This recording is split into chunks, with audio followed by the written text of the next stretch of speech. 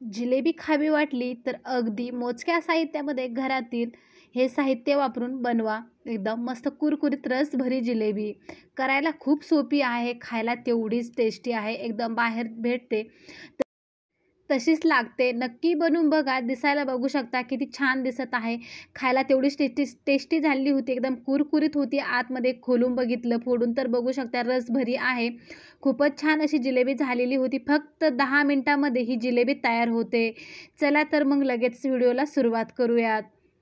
सर्वात अगोदर एक पातेलं घ्यायचं. यामध्ये आपल्याला पाक करून घ्यायचा आहे साखरेचा. तर इथे मी 1 कप पाणी टाकून घेतलेलं आहे. त्याच कपाने मी सगळं साहित्य मोजून टाकलेलं आहे. तर हा ग्लास आहे. मी कपाचं माप घेऊन ग्लासने पाणी भरून घेतलेलं आहे. त्यामध्ये 1.5 वाटी मी साखर टाकून घेतलेली आहे. थोडा खाण्याचा रंग आणि एक इलायची फोडून टाकलेली आहे. गॅसवरती ठेवून त्याला उकळत ठेवायचं. ह्या कपाच्या मापाने मी पाणी घेतलेलं आहे पाकासाठी. आता हाच कप भरून आपण मैदा घेणार आहोत. तर आता मैदा घेतलेला आहे. त्यामध्ये 1 चमचा भरून तेल टाकून घ्यायचं. तुम्ही तेलाऐवजी तूपसुद्धा टाकू शकता. एकदम किंचितसं चवीनुसार मीठ टाकून घ्यायचं आणि सगळं तेल आणि मीठ सगळं मिक्स होईल, मैद्याला लागेल इतपत आपल्याला चोळून घ्यायचं आहे. खूप छान ही जिलेबी होते. एकदा या पद्धतीने तुम्ही बनवून बघा. काही साहित्य नसेल घरामध्ये आणि जिलेबी खावीशी वाटली तर या पद्धतीने एकदा बनवाच. मैदा नसेल तर गव्हाचं पीठ वापरलं तरीसुद्धा चालेल. तर आता ह्याच कपाने मी थोडं सपाट कप पाणी घेतलेलं आहे. एवढं पाणी आपल्याला लागेल यासाठी. चला तर मग थोडं-थोडं पाणी टाकून आपण हे पीठ जे आहे जिलेबीचं कालवून घेणार आहोत. इथे मी हातानेच कालवत आहे, कारण हाताने आपल्याला कळतं की कितपत आपला पातळ, घट्ट कसं हवं आहे त्यानुसार पीठ इथे कालवून घ्यायचं. एकखटी पाणी टाकून द्यायचं नाही. थोडं-थोडं टाकून एवढं पाणी आपल्याला लागणार आहे. तर इथे मी सगळंच पाणी वापरणार आहे. आपल्याला जास्त पाण्याची सुद्धा गरज लागणार नाही. एवढं पाणी भरपूर होणार आहे. तर इथे पीठ बघू शकता. गिठुळ्या वगैरे होऊ द्यायच्या नाही. झाल्या तरी त्या हाताने आपल्याला फोडून टाकायच्या आहे. तर बघू शकता सगळं पाणी मला इथे लागलेलं आहे आणि पीठ आपला असंच हवं आहे.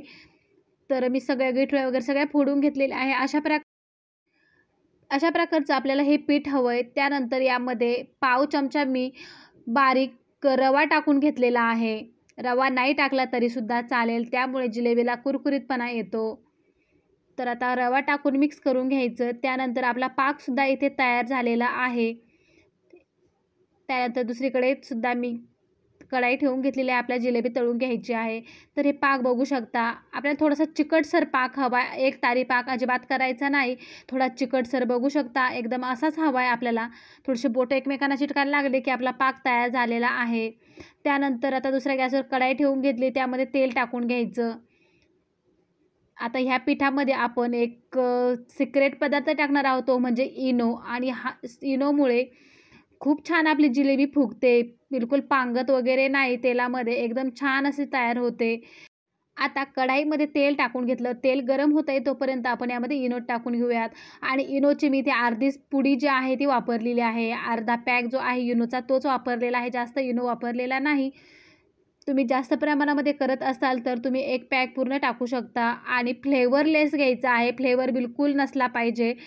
तर इनोमध्ये खूप फ्लेवरचे वगैरे पॅक भेटतात.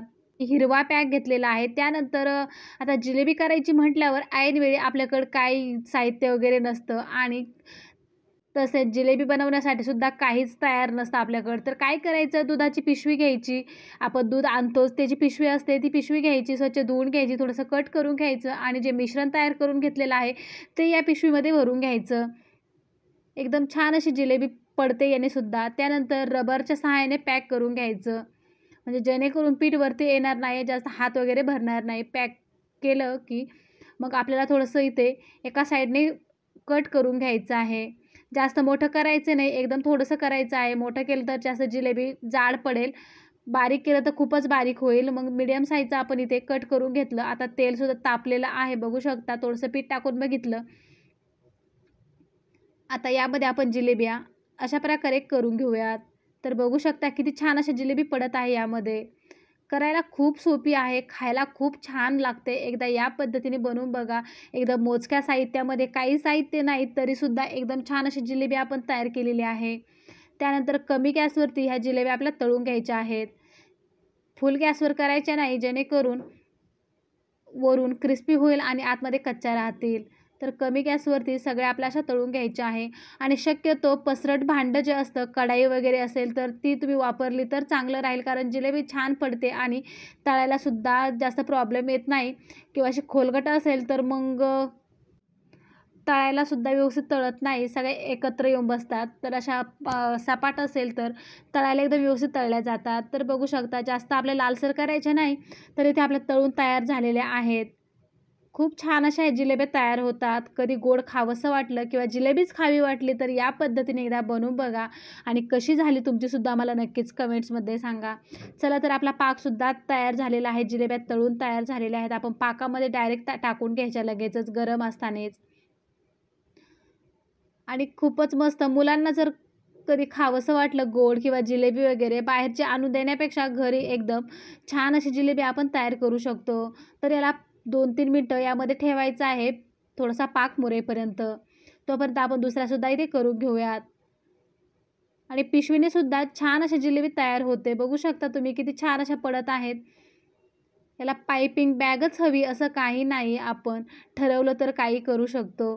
तर बघू शकता इथे जिलेब्या मस्त मी थोडा वेळ ठेवल्या आणि काढून घेतलेल्या आहेत. एकदम छान कुरकुरीत रसभऱ्या जिलेब्या आपल्या इथे तयार झालेल्या आहेत. दुसऱ्यासुद्धा मी तळून घेतल्या आणि त्यासुद्धा पाकामध्ये टाकून घेतल्या. 2-3 मिनटं ठेवल्यानंतर लगेच काढून घेतल्या. दिसतानाच बघू शकता तुम्ही किती छान दिसत आहे. एकदम मस्त रसरशीत झालेल्या आहेत. वरून एकदम क्रिस्पी कुरकुरीत आहे. मी तुम्हाला एक फोडूनसुद्धा दाखवते.